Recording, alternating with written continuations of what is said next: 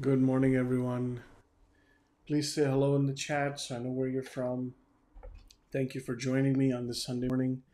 Um, we're about to start shortly. Please let me know if there's any questions that I can answer. Also, I'll be providing some tools for you to use. So please feel free. Also, let me know where you're from and what interests you most about education planning. And we'll go from there. Thank you so much. Talk to you soon. We'll be starting shortly. But please do say where you're from, say hi in the chat, and we'll go from there. Thank you.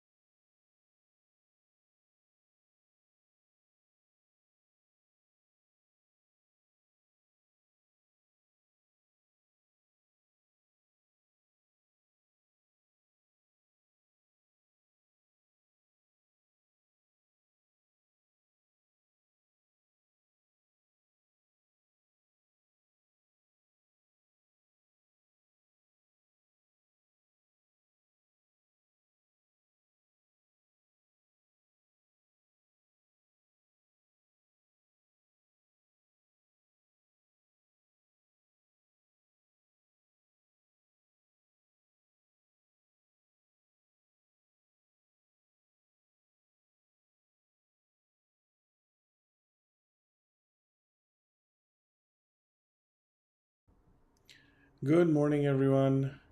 How are you guys doing? My name is Akshar. Thank you for joining. If you can put in the chat your name and where you're from, and we'll get started. Today, we're going to be discussing something that is very close to my heart because I know for a fact that when I had come to this country, my parents also struggled with college planning and obviously understanding how college funding works. More importantly, it was also tougher for them to raise funds because I was much younger at that time.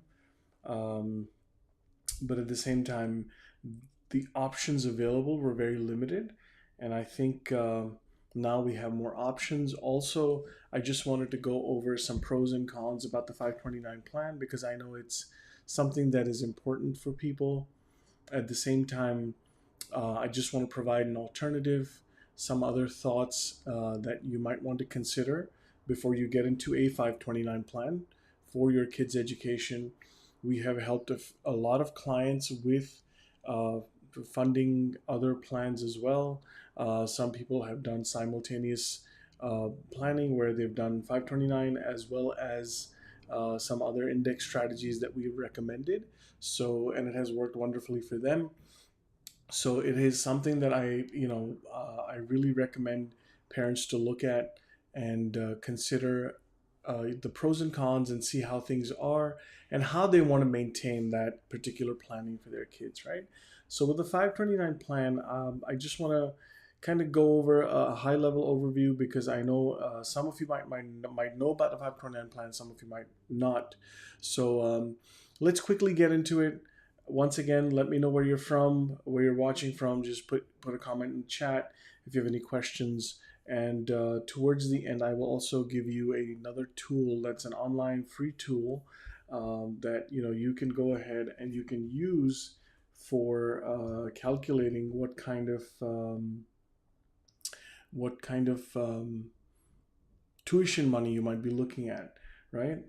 Just give me 1 second. I'm gonna queue that up because I think there are multiple tools, but this is the one that I found to be very accurate. Um, there we go. I think that's it. So yeah, I'll put a link for this in the chat as well, and I would love to see your responses and understanding of what you would like to do and how you would like to go about doing it. Perfect. So let's get started. Thank you once again for joining. I'm quickly going to go into the 529 and the other strategies that we use for our kids education planning. So one of the things with the 529 plan is important for you to understand that it's something that is attached to the SSN of the parent. So let's quickly go over what is a 529 plan, right? A 529 plan is actually a it's actually a college education savings plan, correct? Even in a 529, there are two different kinds. There's a prepaid plan, and there's obviously something that you can go pay over time. Prepaid is basically you have an idea that your kid might go in state or to a particular college, and you can pay today's tuition and lock that in for the future. However, one of the things that I want you to understand is a 529 plan is attached to the SSN or Social Security number of the parent. That's something that obviously is, um, you know, that is looked at when you look for financial aid for your students' education. Also, the other thing that you want to understand is there's the 529 plan that is in place has a top limit depending on state, but I think it's close to 235K. Now, is that enough? Is that not enough? It really just depends on where the student is going for their education. So it's better to have an understanding of how and where, you know, these things work. So let's keep in mind that anything that we're doing with a 529 plan has to be done in a way where it is a tax deferred plan. What I mean by that is money that you probably don't end up using will get taxed federally at least. Each state has their own regulation. That's something that you might want to look at. The other thing is most 529 plans, I think almost all 529 plans can have an impact on grants as well as scholarships. Now, usually scholarships don't really look at the funding, so we're going to leave that out for now. This is a little more nuanced discussion based on the type of scholarship, but most grants will look at the kind of financial assets and income that the parent has. And if you have a 529 plan attached to your SSN, it's going to create a little bit of a question about how much grant money you can receive, right? Now remember one thing, what can a 529 plan be used for, right? Usually 529 plans are very conservative in what they can provide for. Mostly it's tuition fees, right? Of a particular university. It's towards any kind of certification or something like that. It's books. Some actually don't even include books. I was looking, I think I have it. I have my notes here. Give me 1 second. All right.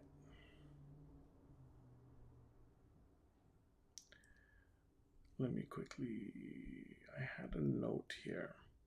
I actually wrote this down before coming online to share with you. Perfect. Yeah. So now you have to remember that anything that you use, oh, sorry, wrong page. There we go.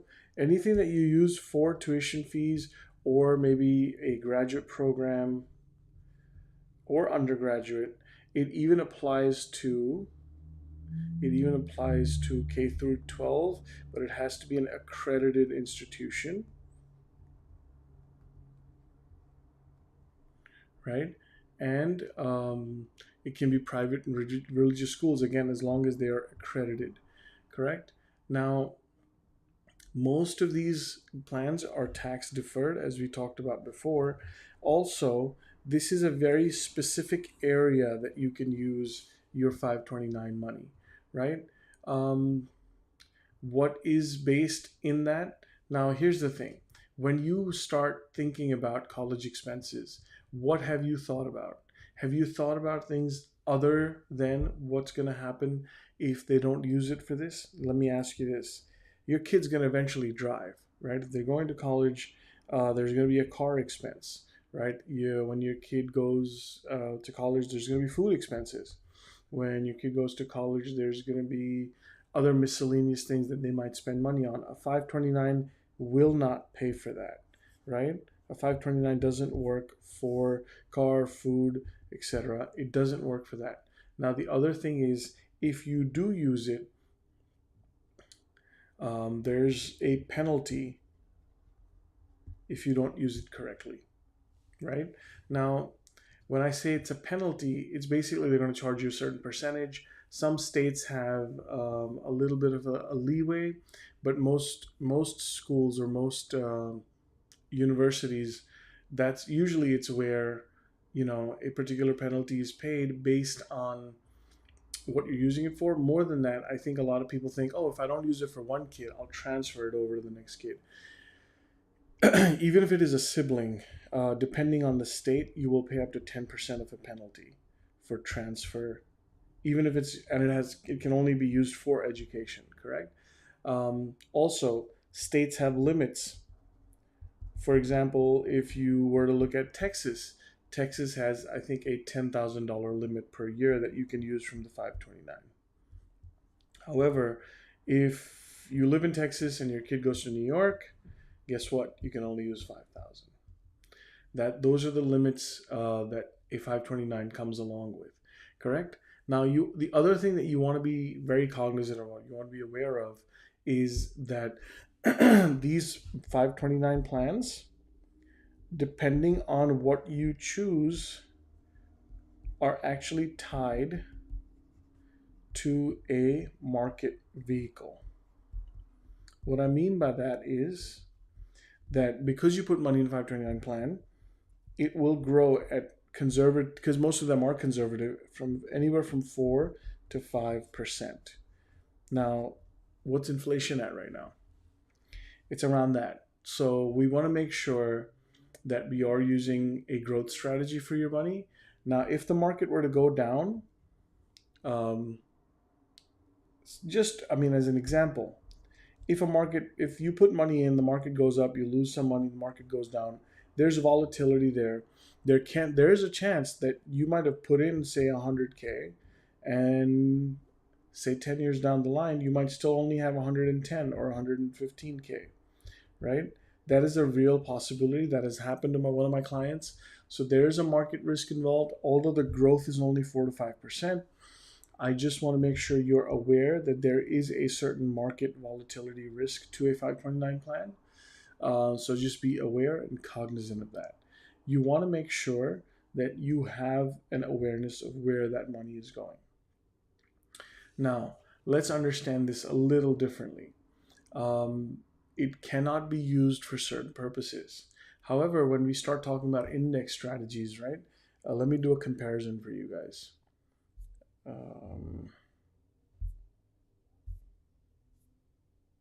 Sorry. There we go. So let's do a little dive down. We'll do a 529 and we'll do, say, an indexed strategy. Indexed strategy is something that we recommend to our clients because it has a 0% floor in investment.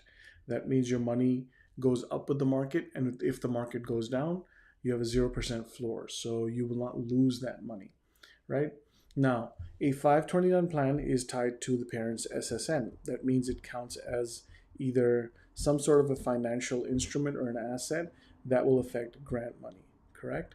An index strategy usually is tied to, we usually like to tie two things, one of two things. It's either an annuity or an IUL, or anything that requires an index strategy where you have a 0% floor. So the money that is there, that is attached, again, to the SSN of the parent, but because it's part of a policy, an index policy, you do not have to, it's not something that gets declared as an income for you. So it's not income. If it's not income, you don't have to worry about grants, because you will get a grant based on that. Over here, grant money gets affected, correct? Now, 529 growth is somewhere from 4 to 5%. When you're looking at an index strategy, conservatively, we are talking 7 to 8%, and we're talking compounding, right? Now, because there's a zero floor, losing money is not an option. So I like this better. So I like that I get grant money. I like that I get 7 to 8% growth. Now, 529 plan has restricted spending, correct? So restricted spending. However, if you look at an index strategy, it's liquid. In most cases, you can use it for anything that you'd like. You can use it for tuition. You can use it for books. You can use it for clothes. You can use it for car expenses. You could use it for everything. So now, instead of this restricted, you have the ability to spend it anywhere. If you were to take that money now, if you were to transfer to a sibling, correct? If you were to transfer to a sibling, you pay 10% penalty. Over here, if you use that money and transfer or use it for your other child, there's no penalty, right? Oh, sorry. Excuse my spelling today. So there's no penalty. I like that because I don't have to spend money on paying any penalty. Now, what happens if there's money left over in a 529? It's tax deferred. That means you will have to pay tax down the line. Guys, understand one thing. There's tax deferred and then there's tax advantage. Tax deferred is usually you're kicking the can down the road. You're pushing it further down, but eventually it will catch up or you will have to pay some money to get your money, correct? But when you talk about an index strategy, I think this is better because it's tax advantaged. What I mean by that is it's not that you don't pay any tax on it. It's just you pay tax early on. So later on, you're tax free, right? You pay early tax. Over here, you don't pay no tax here. But when you pay no tax here, guess what happens? You end up getting in a tax deferred bucket. Nothing wrong with that. I am just informing you what that is. Now, why do I like this better? Imagine this. Would you rather pay tax on the seeds of something, or would you rather pay tax on the harvest, right? If you really think about this, if I take a bag full of seeds, can I use it for an entire acreage of my farm? Yes, I can grow a lot more with a bag full of seeds, but if I have to take a fistful of seeds out of that bag, it's not going to impact me as bad. But if I say I take my whole bag of seeds, plant everything, and then I have to pay on my harvest, I will end up paying more. It's just common sense. It's something that we want to use for wealth building as well. Anyhow, that's a different topic. Today we're going to focus on education planning for kids. So I would recommend if you have a 529, if you have some way where the state's matching it, that's great. That's extra money for you. There are different kinds of 529 plans. We can talk about that later. I want to introduce to you the indexed option, because if you are putting money away for a 529 plan and nothing is being matched, you're not getting anything extra either from the state or some other financial institution, because there are financial institutions that can match some things, but I don't know if that is an option for you. Please understand that when you do this, when you do a 529 plan, I think it's a great initiative. More importantly, I think you should be also looking at options that can be beneficial for you in the long run. The other thing is, if it's an index plan and as a parent it's tied to your SSN and your child decides they want to take a year break or they finish their education and there's money left over, guess what? Even you can use that money, right? You can use those dollars without any penalties. So please keep that in mind. I introduced this to you because I want to make sure that you are educated in this matter. You understand what I'm trying to explain to you. And more importantly, I want you to understand that there are many ways to, as they say, well, the saying goes, there are many ways in which you can slice this pie. It's your money. You should know what to do with it. You should understand what to do with it. More importantly, you should decide what happens to that money. And I believe in empowering through knowledge. I am here to give you as much knowledge as I have and to provide value to you, to your time, to your money. So I hope this was helpful for you. I just wanted to introduce this topic to you. Um, if you have any questions, please put them in the chat. Let me see if there's something that came through. Um, well, thank you. Good morning, everyone. Good morning. But yeah, if you have any questions about the 529 plan, I would be more than happy to provide more information. Uh, I also want to bring one thing to your notice is that there are certain regulations that allow an indexed strategy in this, depending on the state that you're living in, to be tax free for life, and more importantly, the ownership of the index strategy can be transferred to the generation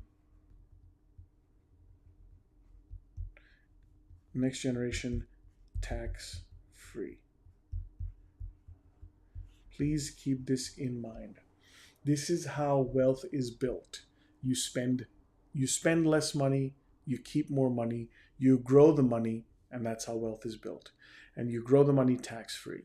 To me, that's important because I think people lose sight of that.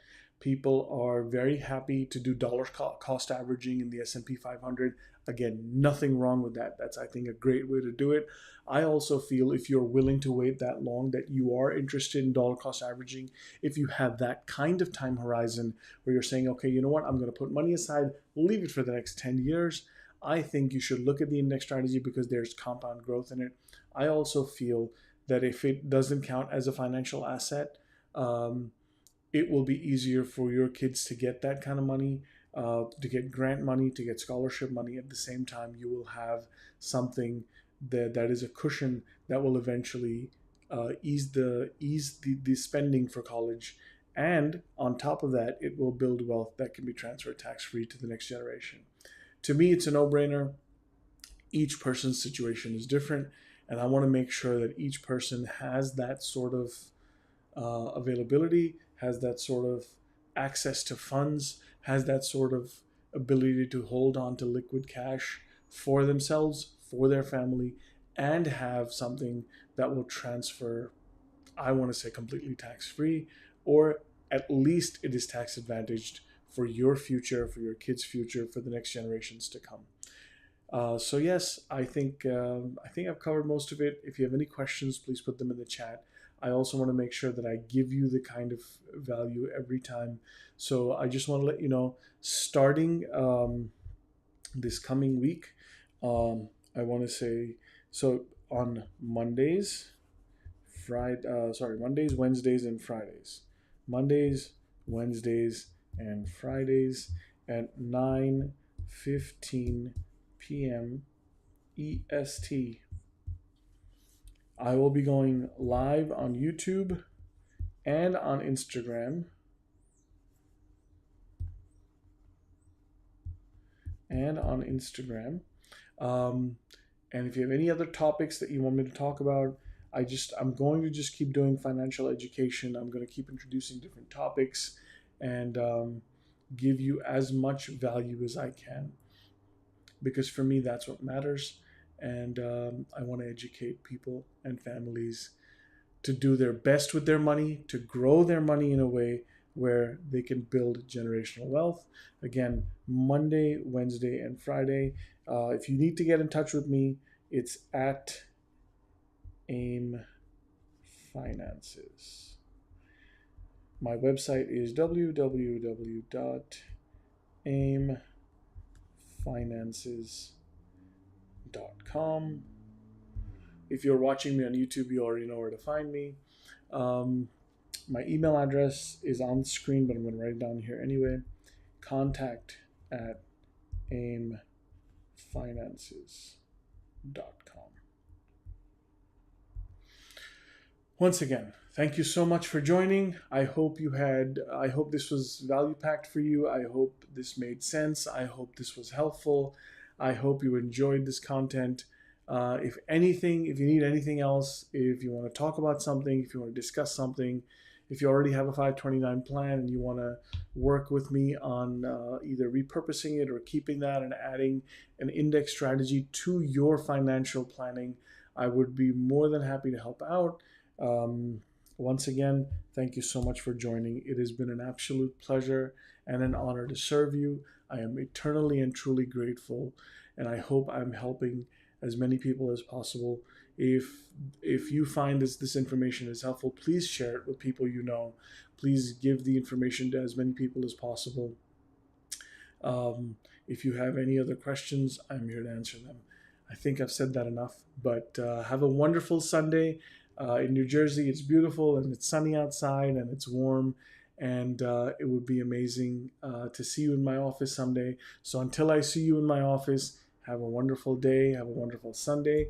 I hope this was of value to you, and I shall talk to you soon. Thank you so much, and take care.